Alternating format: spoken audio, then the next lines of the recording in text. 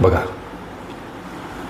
√64 divide by 64 is equal to प्रश्न विस्तार सूत्रीय घटकावरील म्हणा किंवा घातांक या घटकावर आधारित म्हणा सोडवायचा कसा.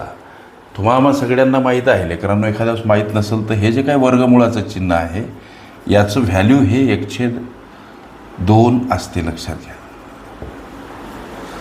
म्हणजे याला आम्ही असं म्हणू शकतो की वर्गमुळात 64ला जर विदाऊट वर्गमूळ मांडायचं असेल तर हे अशा पद्धतीनं मांडतात.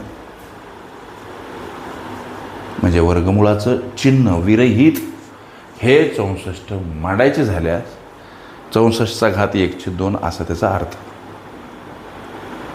म्हणजे हे वर्गमुळात 64 असं त्याचं वाचन करावं लागतं, लक्षात घ्या. मग आता वर्गमुळात 64 आणि याला भागीला हे 64 ही पदावली सोडवल्यानंतर प्रश्नाचं उत्तर काय. आता वर्गमुळात 64 याचा अर्थ असा 64चं वर्गमूळ किती तर 8 आणि याला भागीला 64. आता हे सोडवा, याला तुम्ही 8 आणि भागीला 64 अशा पद्धतीने सुद्धा मांडू शकता.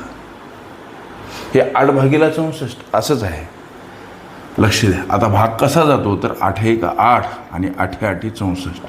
म्हणजे तुमच्या प्रश्नाचं उत्तर काय हो तर 1/8 लेकरांनो, हे तुमच्या प्रश्नाचं उत्तर. ओके. विस्तार सूत्रे घातांक ह्या माझ्या प्लेलिस्ट अवश्य बघा. त्यामध्ये विविध स्पर्धकांनी विविध अंगांनी विचारल्या संभाव्य अशा असंख्य प्रश्नांचा सराव तुम्हास करता येईल.